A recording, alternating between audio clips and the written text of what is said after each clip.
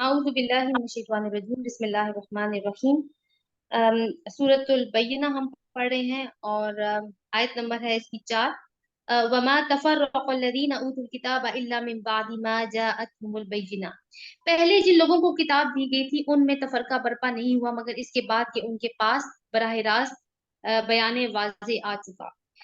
बयान वाज़े से क्या मुराद है, यानी किताब आ गई और उनको इसके सिवा कोई हुक्म नहीं दिया गया था कि अल्लाह की बंदगी करें, अपने दीन को उसके लिए खालिस करके बिल्कुल यकसू होकर और नमाज कायम करें और ज़कात दें, यही सही और दुरुस्त दीन है। यानी इससे पहले अहले किताब और जो मुख्तलिफ गुमराहियों में भटक कर लोग बेशुमार फिरकों में बट गए, उसकी वजह ये नहीं थी कि अल्लाह ताला ने अपनी तरफ से कोई किताब नहीं भेजी थी या कोई बैयना नहीं भेजी थी, बल्कि ये रविश उन्होंने कब अपनाई, जब अल्लाह ताला की तरफ से इल्म आ चुका था। तो इस गुमराही के जिम्मेदार वो खुद थे। अहले किताब और मुशरिकीन में से जिन लोगों ने कुफर किया, यानी कुफर से यहाँ क्या मुराद है कि रसूलुल्लाह सल्लल्लाहु अलैहि वसल्लम को नबी के तौर पर मानने से इनकार कर दिया, वो यकीनन जहन्नम की आग में जाएंगे और हमेशा इसमें रहेंगे। ये लोग बदतरीन खलाइक हैं, यानी बदतरीन मखलूक है। जो लोग ईमान ले आए, जिन्होंने नेक अमल किए, वो यकीनन बेहतरीन खलाइक हैं। उनकी जजा उनके यहाँ दायमी कयाम की जन्नतें हैं जिनके नीचे नहरें बह रही होंगी। खालिदीन फीहा अबदा रज़ियल्लाहु अन्हुम व रदू अन ज़ालिका लिमन खशिया रब्बा। वो इनमें हमेशा रहेंगे, अल्लाह इनसे राजी हो गया और वो अल्लाह से राजी हो गए। ये कुछ है उस शख्स के लिए जिसने अपने रब का खौफ किया हो। सूरतुल जिलजाल मदनी सूरत है। बिस्मिल्लाहिर रहमानिर रहीम। इज़ा इदा जुलजिलतिल अर्दु जिलजालहा व अखरजतिल अर्दु अथकालहा। इसमें भी कयामत का नक्शा खींचा जा रहा है। रसूलुल्लाह सल्लल्लाहु अलैहि वसल्लम ने इसकी फजीलत के बारे में इरशाद फरमाया है कि 1000 आयात के बराबर है इन 8 आयात की फजीलत। अल्लाह ताला के नाम से जो बेइंतहा मेहरबान और रहम फरमाने वाला है। जब जमीन अपनी पूरी शिद्दत के साथ हिला दी जाएगी और जमीन अपने अंदर के सारे बोझ निकाल कर बाहर डाल देगी और इंसान कहेगा ये इसको क्या हो रहा है, उस रोज वो अपने हालात बयान करेगी क्योंकि तेरे रब ने उसे ऐसा करने का हुक्म दिया होगा। क्या हालात बयान करेगी कि गवाही देगी कि इस पर लोगों ने क्या क्या काम किए हैं, कौन इसके ऊपर किस तरीके से चलता था। उस हर किस्म का हाल बयान करेगा। क्यों करेगी? क्योंकि अल्लाह ताला उसको ऐसा करने का हुक्म देंगे। उस रोज लोग मुतफरिक हालत में पलटेंगे ताकि उनके अमाल उनको दिखाए जाए। जाहिर है हर एक की एक हालत तो नहीं होगी, हर एक की हालत अपने अमाल के हिसाब से ही होगी, तो फिर उनको उनका अमाल दिखाए जाएंगे। फिर जिसने जरा बराबर नेकी की होगी वो इसको देख लेगा और जिसने जरा बराबर बदी की होगी वो इसको देख लेगा। सूरतुल आदियात मक्की मक्की सूरत। बिस्मिल्लाहिर रहमानिर रहीम। वल आदियाति ज़बहा वल मूरियाति क़दहा वल मुगीराति सुबहा। कसम है उन घोड़ों की जो फुंकारे मारते हुए दौड़ते हैं। इस सूरत में हमें अरब के कल्चर की झलक दिखाई गई है कि ये लोग क्या किया करते थे, गारत गरी किया करते थे, लूट मार किया करते थे और ये लूट मार करने के काबिल इस वजह से थे क्योंकि ये लाइक वैसे तो लूट मार करके भागना होता है ना, तो लूट मार करके भागने के लिए तेज सवारियों की जरूरत होती है। तो तेज सवारियों के लिए ये घोड़े यूज किया करते थे। तो घोड़े इनके साथ कोऑपरेट करते थे तो ये लूट मार करने के काबिल होते थे और गारत गरी करके फिर ये वापस अपने कबीलों में आ जाते थे। तो अदरवाइज ये इनके लिए करना मुश्किल था। इस इनके यानी घोड़ों की वफादारी की मिसाल देकर अल्लाह ताला ने एक और बात कही है यहाँ पे। कसम है उन घोड़ों की जो फुंकारे मारते हुए दौड़ते हैं, फिर अपनी टापों से चिंगारियां झाड़ते हैं, फिर सुबह सवेरे छापा मारते हैं, फिर उस मौका पर गर्दो गुबार उड़ाते हैं, फिर इसी हालत में किसी मजमा के अंदर जा घुसते हैं। हकीकत ये है इन्नल इंसाना लिरब्बिही लकनूद। हकीकत ये है कि इंसान अपने रब का बड़ा नाशुक्रा है। नाशुक्रा कैसे है कि जितना घोड़ा जैसे अपने मालिक का वफादार है ना, इंसान अपने अपने मालिक का वफादार नहीं है। और दूसरी बात एक और भी हो सकती है कि जो अल्लाह ताला ने इसको सलाहियतें दी हैं वो लोगों के ऊपर जुल्म सितम करने के लिए भी इस्तेमाल कर रहा है और वो खुद इस पर गवाह है। यानी जानता है कि सारी कायनात का मालिक अल्लाह है, लेकिन फिर भी ईमान नहीं लाता, मानता नहीं है और एलानिया नाशुक्री करता है। जब ईमान नहीं लाता तो अल्लाह ताला की नाशुक्री करता है। वो माल और दौलत की मोहब्बत में बुरी तरह मुब्तला है। तो क्या वो उस वक्त को नहीं जानता जब कब्रों में जो कुछ मदफून है उसे निकाल दिया जाएगा और सीनों में जो कुछ मख्फी है उसे बरामद कर दिया जाएगा और उसकी जांच पड़ताल की जाएगी। यानी दिलों में जो भी इरादे हैं, जो भी मकासद या जो नीयतें छुपी हैं, उस सब को खोल के सामने रख दिया जाएगा और उनकी जो ऑडिट होगा वो अलग, यानी उनको उनमें अच्छी चीजों को अलग रखा जाएगा और बुरी चीजों को छांट कर अलग कर दिया जाएगा। यकीनन उस उनका रब उस रोज उनसे खूब बाखबर होगा, यानी उसको खूब मालूम होगा कि कौन क्या है और किस सजा और जजा का वो मुस्तहिक है। सूरतुल कारिया मक्की। मक्की सूरत बिस्मिल्लाहिर्रहमानिर्रहीम। अल क़ारिया मल क़ारिया वमा अदराका मल क़ारिया यौम यकूनुन नासु कल फ़राशिल मबसूस। अल्लाह के नाम से जो बेइंतहा मेहरबान और रहम फरमाने वाला है। यहाँ फिर क़यामत का ही नक्शा खींचा गया है।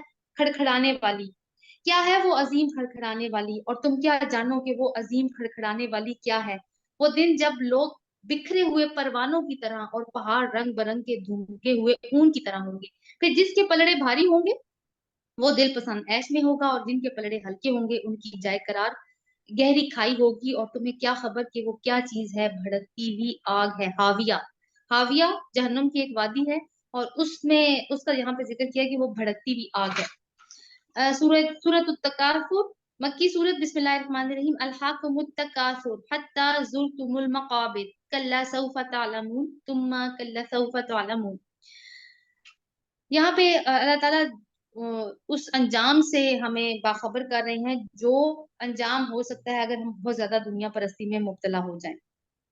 अल्लाह के नाम से जो बेइंतहा मेहरबान और रहम फरमाने वाला है। तुम लोगों को ज्यादा से ज्यादा और एक दूसरे से बढ़कर दुनिया हासिल करने की धुन ने गफलत में डाल रखा है, यहाँ तक कि तुम कब्रों को पहुंच जाते हो। और यही धुन है। हम लोगों के कॉम्पिटिशन क्या है, हम कोई नेकियों में तो कंपटीशन नहीं करते एक दूसरे से, इसी चीज में कंपटीशन करते हैं कि ज्यादा से ज्यादा हम माल इकट्ठा कर लें, बड़े बड़े बड़े अच्छे घर बना लें, अच्छी अच्छी गाड़ियां हमारे पास हों, हमारे बच्चे बहुत अच्छे ब्रांडेड स्कूल्स में पढ़ रहे हो। तो इसी धुन ने, अल्लाह ताला कहते हैं, ये जो धुन है ना, ये जो तुमने मकसद जिंदगी अपना लिया है अपने लिए, इस चीज ने तुम्हें गफलत में डाल दिया है। क्या, किस चीज की गफलत की तुम्हें पता ही नहीं चल रहा कि हकीकत है क्या। इस चीज ने तुम्हारी आंखों के सामने पर्दे डाल दिए हैं। ये जो माल की मोहब्बत की बात है, रसूलुल्लाह सल्लल्लाहु अलैहि वसल्लम ने फरमाया कि अगर इंसान के पास सोने की एक वादी होगी ना, तो वो दूसरी वादी की ख्वाहिश करेगा, और इब्ने आदम का पेट तो सिर्फ मिट्टी ही भर सकती है। अनकरीब नहीं, सुम्मा कल्ला सौफ कल्ला सौफ तालमून तुम्मा कल्ला सौफ तालमून। हरगिज नहीं, अनकरीब तुमको मालूम हो जाएगा। ये अनकरीब कौन सा होने वाला है? ये अनकरीब इससे मुराद मौत भी हो सकती है इंसान की, कि जैसे ही मौत आएगी, गैब के पर्दे हट जाएंगे, सारा कुछ सामने नजर आ जाएगा। और इससे मुराद आखिरत भी है। फिर सुन लो, हरगिज नहीं, अनकरीब तुमको मालूम हो जाएगा, दो दफा कहा है, यानी कि ताकीदी अंदाज है। हरगिज नहीं, अगर तुम यकीनी इल्म की हैसियत से जानते होते, यानी काश यूं एक एक हसरत का सा मफहूम है कि काश कि तुम इसको यकीनी इल्म की हैसियत से जानते होते। किस चीज को? कि ये सब कुछ खत्म हो जाने वाला है और तुम्हारा माल तुम्हारे किसी काम नहीं आएगा। सर आपका फोन पे हमने प्लीज माइक म्यूट कीजिएगा। अगर तुम दोजख देख कर रहोगे, फिर सुन लो, तुम बिल्कुल यकीन के साथ उसे देखोगे, फिर जरूर उस रोज तुमसे नेमतों के बारे में जवाब तलबी की जाएगी। तो पहले इल्मुल यकीन का जिक्र किया गया, और फिर उसके बाद ऐनुल यकीन का जिक्र किया गया, कि पहले है कि काश तुम उसको यकीन के इल्म के साथ जानते, यानी तुम्हें यकीन होता, क्योंकि आखिरत का जो अकीदा है उसके साथ लफ्ज ही यकीन का इस्तेमाल, वहुम बिल आखिरती यूकिनून का लफ्ज इस्तेमाल होता है। तो फिर हकीकत, काश तुम्हें जानते होते तो तुम्हारा ये तर्ज अमल ना होगा, लेकिन तुम उसको ऐसी आंख से देखोगे कि फिर तुम उसको झुटला नहीं सकोगे। वो दिन ऐसा होगा कि जो नेमतें अल्लाह ताला ने तुम्हें दी हैं, इनको तुम बड़ा संभाल संभाल के और जमा कर करके रख रहे हो, और उन्हीं के पीछे तुमने अपनी जिंदगी खपा दी है। अल्लाह ताला तुमसे उन्हीं के बारे में सवाल करेगा। सूरतुल असर मक्की सूरत है। बिस्मिल्लाहिर रहमानिर रहीम। वल असर इन्नल इंसाना लफी खुस्र इल्ला लजीना आमनु व अमिलुस सॉलिहाति व तवासौ बिल हक्कि व तवासौ बिस सब्र। अल्लाह के नाम से जो बेइंतहा मेहरबान और रहम फरमाने वाला है। इमाम शाफी रहमहुल्लाह, उनका कौल है कि अगर पूरे कुरान की जगह सिर्फ सूरह असर भी नाजिल हो जाती तो लोगों की हदायत के लिए ये काफी होती, क्योंकि इसके अंदर जो भी बातें बताई गई हैं, अगर इंसान उनके ऊपर अमल कर ले तो वो उसकी फलाह के लिए काफी है। क्या है वो बातें? जमाने की कसम, वल असर, कसम से शुरू हुआ है और जमाने की कसम खाई है अल्लाह ताला ने यहाँ पर। जमाने से मुराद गुजरा हुआ जमाना भी हो सकता है, और वो जमाना जो गुजर रहा है वो भी हो सकता है, यानी तारीख भी गवाह हो सकती है, और जो जमाना जो गुजरा है वो भी गवाह हो सकता है इसके ऊपर। और जमाने को इसकी गवाह बनाया गया है कि देखिए, इंसान मरता है ना, जमाना जारी रहता है, टाइम नहीं मरता, वो चल रहा है। और टाइम हर वो चीज देख रहा है जो हो रही है उसके दौर, जैसे आज 2023 का टाइम गुजर रहा है, तो 2023 का साल गवाह है कि इसमें रहने वाले, इसमें इसमें मौजूद होने वाले लोग क्या क्या कर रहे हैं। इसी तरह शुरू से लेके अभी तक जो वक्त है ना, वक्त का फैब्रिक अपनी जगह पे इंटैक्ट है, लोग मर रहे हैं। تو وہ جو वक्त है ना वो देख रहा है कि इंसान क्या क्या कर रहे हैं, इसीलिए उसको गवाह बनाया गया। जमाने की कसम इंसान दर हकीकत खसारे में है। अल्लाह ताला कसम खा के कह रहे हैं कि इंसान खसारे में है। यानी इस बात में तो कोई डाउट है नहीं है कि तुम खसारे की गहरी घाटी में गिर चुके हो, लेकिन एक एक्सेप्शन है। क्या एक्सेप्शन? यानी कि कहा जा रहा है कि असल में तो तुम फेल हो चुके हो सारे के सारे, लेकिन एक एक्सेप्शन है पास होने की। वो क्या है? सवाए उन लोगों के जो ईमान लाए, नेक अमाल करते रहे, एक दूसरे को हक की नसीहत और सब्र की तलकीन करते रहे। तो चार बुनियादी चीजें मैं थ्रू आउट जो दौरे कुरान चलता रहा मैं आपको इशारतन भी बताती रही हूँ और क्लियरली भी, कि चार बुनियादी लवाजिम हैं इंसान की कामयाबी के। वो कौन से हैं? पहला ईमान है, दूसरा अमाले सौले है, तीसरा हक की नसीहत है और चौथा सब्र की तलकीन है। यानी पहला तो है कि अल्लाह ताला के ऊपर ईमान लाएं जिस तरह ईमान लाने का हक है, और फिर शक में ना पड़े। फिर उसके बाद यानी उसमें होगा क्या कि सिर्फ ये है कि जुबान से इकरार करने की बात नहीं है, फिर इंसान का हर अमल उसके ताबे होगा, तब ईमान की गवाही कायम होगी। तो वो कौन सी चीजें करनी होंगी? फिर वो सारे अमाले सौले जिनको करने का अल्लाह ताला ने हुक्म दिया है, और इसमें वो भी चीजें शामिल होगी जिनसे रुकने को कहा गया। तो ये तो दो काम हो गए। फिर एक दूसरे को हक की नसीहत, ये नहीं कि अब खुद ईमान ले आए हैं, अपने अमाल दुरुस्त कर लिए हैं, अपना घर बचा लिया है, बाकी बाकी किसी की परवाह नहीं है। नहीं, ये नहीं करना। दूसरों को भी हक की तरफ बुलाना है। दूसरों को भी यानी किसी ने हक को खुद कबूल कर लिया, इसके मुताबिक अब वो इस बात का अलमबरदार बन जाएगा कि मैंने इस हक को आगे पहुंचाना है, यानी अमर बिल मारूफ करना है। अमर बिल मारूफ जब इंसान करता है, किसी को भी सही बात की तरफ बुलाता है, जैसे मैंने एक पहले भी मिसाल दी थी कि अगर कोई बच्चे अपने वालिदैन के साथ बदतमीजी कर रहे हैं और उनका पड़ोसी उनको रोकता है बच्चों को कि ये काम मत करो, ये गलत है जो तुम कर रहे हो, तो वो आगे से भड़क के यही कहेंगे ना कि तुम्हें क्या तकलीफ है, हमारी मर्जी, हम जो मर्जी करें। तो अब क्या है, अब उस बंदे को ये नहीं कहना अच्छा जो मर्जी आए करो, नहीं, या फिर उनका उनका हाथ नहीं पकड़ लेना या उनका गला नहीं पकड़ लेना, नहीं, अब उसको सब्र करना। तो ये वो चीज है कि जब अमर बिल मारूफ और नहीं होने मुनकर होगा, तो क्या होगा कि फिर यानी अमर बिल मारूफ के नतीजे में मुजाहमत होगी, फिर उस मजाहमत के नतीजे में इंसान को सब्र करना है। यानी सब्र करने का मतलब ये होगा कि अपना रास्ता छोड़ना नहीं है, फिर उसी रास्ते के ऊपर इस्तकामत के साथ जम जाना है और अपने मौकफ से नहीं हटना, क्योंकि उसको मालूम है कि जो वो कर रहा है वो ठीक है। तो ये चार काम, इसमें से कोई एक काम भी छोड़ नहीं सकते। अगर ये चार काम होंगे तो इस बात की उम्मीद है कि इंसान पासिंग मार्क्स ले जाए, वरना अल्लाह ताला ने तो कसम खा के कह दिया है कि तुम सारे के सारे फेल हो चुके हो, खसारे में गिर चुके हो। हाँ, चार काम कर लो तो अपने आप को बचा सकते हो, मगर फिर वही बात दोबारा से कहूंगी कि चार काम करने जरूरी है 100 में से 40 नंबर लेने के लिए, वरना मुश्किल है बात। सूरतुल सूरतुल हुमजा, मक्की सूरत। बिस्मिल्लाहिर्रहमानिर्रहीम। वैलुल लिकुल्लि हुमज़तिल लुमज़ा अल्लज़ी जमअ मालन व अद्ददा। अल्लाह के नाम से जो बेइंतहा मेहरबान और रहम फरमाने वाला है। तबाही हर उस शख्स के लिए जो लोगों पर तान और पीठ पीछे बुराइयां करने का खुगर है, यानी लोगों को ताने मारता है। हमने सूरह हुजरात में इसकी तफसीर पढ़ी थी। ताने मारने से क्या मुराद है? एक ताने देना और दूसरा मजाक उड़ाना, उसको उसको तहकीर का निशाना बनाना, जलील करना। और पीठ पीछे बुराइयां करने का खुगर है, यानी वो शख्स मौजूद नहीं होता और उसकी पीठ पीछे उसकी बुराइयां कर रहा होता है। क्या होता है ये हमें पता है। या सबू अन्ना मालहू अखलदा, वो समझ जिसने माल जमा किया और उसे गिन गिन कर रखा, यानी एक और आदत भी उसके अंदर मौजूद है कि अल्लाह ताला ने जो माल दिया उसको गिन गिन के रख रहा है, खर्च नहीं कर रहा। वो समझता है इसका माल इसके पास हमेशा रहेगा। यानी जिसके पास माल आ जाता है, दौलत ज्यादा आ जाती है, वो तो ये समझना ही शुरू कर देता है कि ये सारी हया जो अबदी जिंदगी है ना, अब उसे हासिल होगी, अब उसके ऊपर कोई गम और तकलीफ नहीं आने वाली, हरगिज नहीं। वो शख्स तो चकनाचूर होकर चकनाचूर कर देने वाली जगह में फेंक दिया जाएगा। चकनाचूर किधर किया जाता है चीजों को? कूड़ेदान में। तो अल्लाह ताला कहते हैं उसको ऐसी जगह में डाला जाएगा जहां पे वो चकनाचूर हो जाएगा, एक एक बड़े बिन में डाल दिया जाएगा। वो बड़ा बिन कौन सा है? जहन्नुम। और तुम क्या जानो वो चकनाचूर कर देने वाली जला, हुतमा, हुतमा भी जहन्नुम की बात नहीं। तुम क्या जानो कि वो चिकनाचूर कर देने वाली जगह अल्लाह की आग खूब भड़काएगी जो दिलों तक पहुंच जाएगी और उन पर ढांक कर बंद कर दी जाएगी, इस हालत में कि वो ऊंचे ऊंचे सतूनों में घिरे हुए होंगे। तो क्योंकि ये जितनी भी बुराइयां हैं सबसे पहले इंसान के दिल में आती है, तो जैसे ही आग में डाला जाएगा, अनीसा आपका कैमरा ऑन है, जैसे ही وہ ڈالا جائے گا جہنم میں، کیا ہوگا کہ فوراً ہی آگ اس کے دل پہ پہنچ جائے گی، ٹھیک ہے.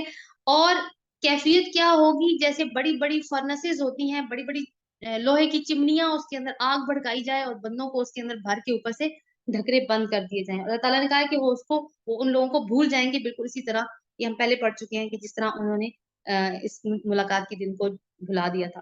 سورۃ الفیل مکی سورت. بسم اللہ الرحمن الرحیم. الم تر کیف فعل ربک باصحاب الفیل الم یجعل کیدہم فی تضلیل. اللہ کے نام سے جو بے انتہا مہربان اور رحم فرمانے والا ہے. تم نے دیکھا نہیں تمہارے رب نے ہاتھی والوں کے ساتھ کیا کیا؟ کیا اس نے ان کی تدبیر کو اکارت نہیں کر دیا؟ ان پر پرندوں کے جھنڈ بھیج دیے جو ان کے اوپر پکی ہوئی مٹی کے پتھر پھینک رہے تھے، پھر ان کا یہ حال کر دیا جیسے کھایا ہوا بھوسا. اچھا جی، یہ ایک واقعہ ہے اور رسول اللہ صلی اللہ علیہ وسلم کی پیدائش کے تقریباً 50 دن پہلے یہ واقعہ پیش آیا کہ یمن کا گورنر تھا، اس کا نام تھا ابرہا، نصرانی تھا. وہ رہا کافی اس بات سے، آپ کہیں کہ اس کو یہ بات بڑی بری لگتی تھی کہ جو مکہ ہے اس کی اہمیت بہت زیادہ بڑھ گئی ہے. کس وجہ سے؟ کعبہ ہے وہاں پہ، تو لوگ وہاں پہ آتے تھے، تو تجارتی لحاظ سے بھی کافی امپورٹنس ہو گئی تھی. تو اس نے کیا کیا کہ اس نے بھی یمن میں ایک کلیسا بنوایا بڑے شاندار، اسی مقصد کے لیے بنایا کہ لوگ وہاں پر آئیں گے تو ان کی ہاں بھی اسی طرح کا یعنی شہرت بھی بڑھے گی اور تجارتی مرکز بھی وہ بنے گا. لیکن ایسا کچھ نہیں ہوا. تو پھر اس نے اپنا وہ گرج نکالنے کے لیے اس نے فیصلہ کیا کہ مکہ پر حملہ کیا جائے اور کعبہ کو گرا دیا جائے. تو 12,000 کی فوج لے کر آیا تھا وہ، جس میں وہ بھی تھے، ہاتھی بھی شامل تھے. اور پہلی دفعہ عربوں نے ہاتھی دیکھے تھے اس وقت. اب وہ آیا تو حضرت اس نے نا لشکر اپنا یعنی کہ مکہ کے اندر نہیں آیا ڈائریکٹ، اس نے اپنا لشکر مکہ سے باہر ایک جگہ پہ نا وہاں پہ لنگر انداز کیا انہوں نے. اب وہاں سے کیا کرتے تھے یہ لوگ، آتے تھے تو مکہ کے لوگوں کی جو جانور تھے ان کی لوٹ مار کرتے تھے، ان کو اپنے ساتھ لے جاتے تھے. تو حضرت عبد المطلب کے جو رسول اللہ صلی اللہ علیہ وسلم کے دادا تھے، ان کے 200 اونٹ لے گئے لوٹ کے. تو حضرت عبد المطلب گئے ہیں پھر گورنر ابراہ کے پاس، اس سے کہا کہ میرے 200 اونٹ واپس کر دو. تو اس نے کہا تمہیں اپنے 200 اونٹوں کی فکر پڑی ہے، تمہیں اس بات کی فکر نہیں ہے کہ میں تمہارے رب کا گھر تباہ کرنے آیا ہوں. تو حضرت عبد المطلب نے جواب دیا کہ جس کا گھر ہے وہ حفاظت کر لے گا، مجھے اپنے اونٹ واپس کر دو. تو اللہ تعالیٰ نے پھر اپنے گھروں کی حفاظت کی ہے. اور پھر یہ لوگ ابھی مزدلفہ اور مینا کے بیچ میں تھے، ان کا جو لشکر تھا ابراہ کا، کہ اللہ تعالیٰ نے کچھ ایسے پرندے بھیجے جو غول ان کے سمندر کی طرف سے آئے. وہ پرندے اتنے اس قدر زیادہ تعداد میں تھے، ان کے نا چونچوں میں کنکریاں تھیں پکی ہوئی مٹی کی، یعنی کچی مٹی کی نہیں تھی، پکی مٹی کی تھی، آپ بلٹ سمجھ سکتے ہیں. انہوں نے وہ ساری کنکریاں ان کے لشکروں کے اوپر پھینکی ہیں اور یہ ایسے ہو گئے جیسے آپ کہہ سکتے ہیں کہ ان کا قیمہ سا بن گیا. جہاں پہ وہ کنکری گرتی تھی ان کی سکین ختم ہو جاتی تھی، ٹیشو ڈیزالو ہو جاتے تھے، یہ حال ہو گیا ان کا. تو اللہ تعالیٰ نے اپنے گھر کی حفاظت کی اور یہ بہت بڑی نشانی ہے. سورت القریش مکی سورت. بسم اللہ الرحمن الرحیم. لإیلاف قریش إیلافہم رحلۃ الشتاء والصیف فلیعبدوا رب ھذا البیت الذی اطعمہم من جوع وآمنہم من خوف. اللہ کے نام سے جو بے انتہا مہربان اور رحم فرمانے والا ہے. چونکہ قریش مانوس ہوئے جاڑے اور گرمی کے سفروں سے مانوس، لہٰذا ان کو چاہیے کہ اس گھر کے رب کی عبادت کریں جس نے انہیں بھوک سے بچا کر کھانے کو دیا اور خوف سے امن بخشا. تو قریش والے کیونکہ تجارتی سفر میں جایا کرتے تھے، گرمیوں کے موسم میں یہ شام اور فلسطین جاتے تھے اور سردی کے موسم میں یہ یمن جاتے تھے.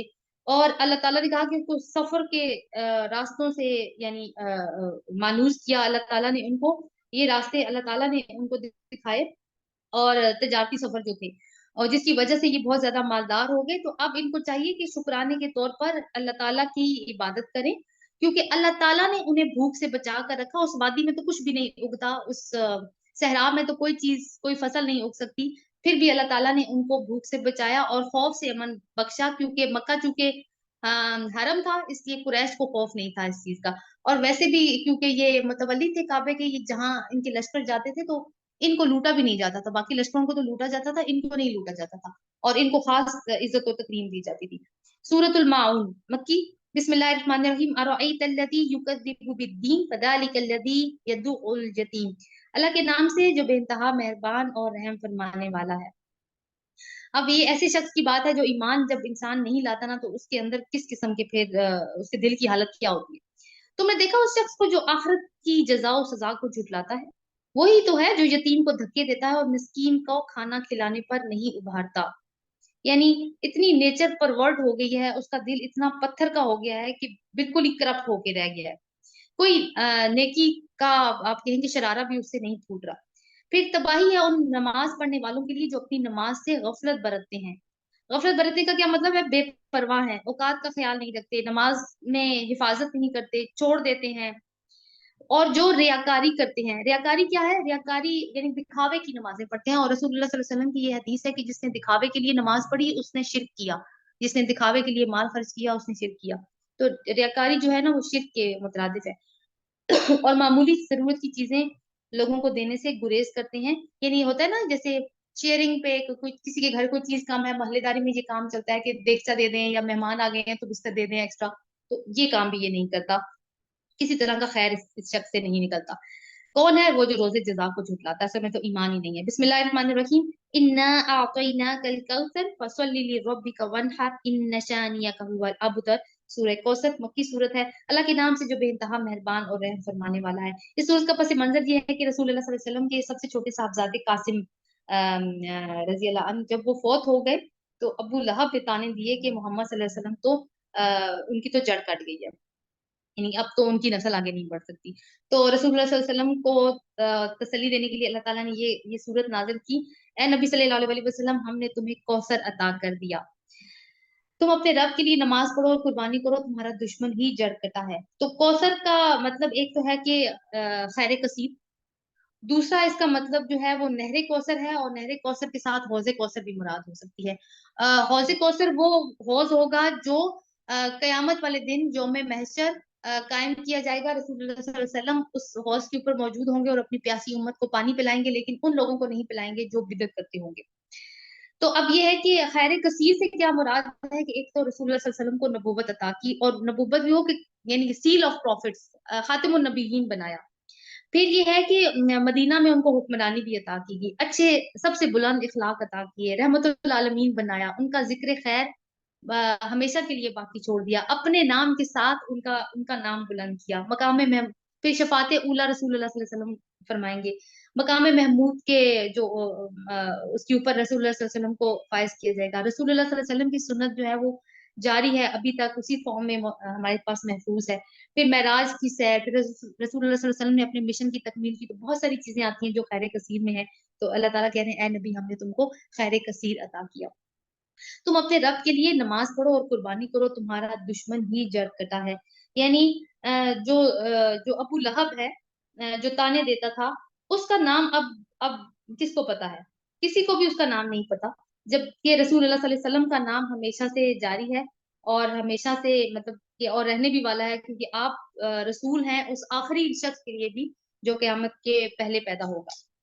تو کیا تاکید کی جا رہی ہے کہ اپنے رب کے لیے نماز پڑھو اور قربانی کرو۔ بسم اللہ الرحمن الرحیم، سورۃ الکافرون، قل یا ایھا الکافرون لا اعبد ما تعبدون۔ مکی صورت ہے، اللہ کے نام سے جو بے انتہا مہربان اور رحم فرمانے والا ہے۔ کہہ دو اے کافروں میں ان کی عبادت نہیں کرتا جن کی عبادت تم کرتے ہو۔ یعنی اعلان عام ہے کافروں کے لیے جو اس مغالطے میں تھے کہ اسلام اور کفر میں کسی لیول تک کوئی سمجھوتا ہو سکتا ہے، کیونکہ ایسی بھی آفرز انہوں نے رسول اللہ صلی اللہ علیہ وسلم کو کی ہیں۔ تو ان کے منہ سے پھر اعلان کروایا جا رہا ہے کہ کافروں میں ان کی عبادت نہیں کرتا جن کی تم عبادت کرتے ہو، نہ تم اس کی عبادت کرنے والے ہو جس کی عبادت میں کرتا ہوں۔ یعنی خاص طور پر ان میں خطاب جو ہے نا وہ سرداران قریش سے ہے کہ اصل میں تو چیز کیا ہے کہ بندگی بنیادی شرط ہے، اخلاص بنیادی شرط ہے بندگی کی، اور تم میں وہ نہیں ہے۔ کیوں؟ کیونکہ تم لوگ تو مشرک ہو۔ نہ میں ان کی عبادت کرنے والا ہوں جن کی عبادت تم نے کی ہے، یعنی جو تمہارے بت ہیں، اور نہ تم اس کی عبادت کرنے والے ہو جس کی عبادت میں کرتا ہوں۔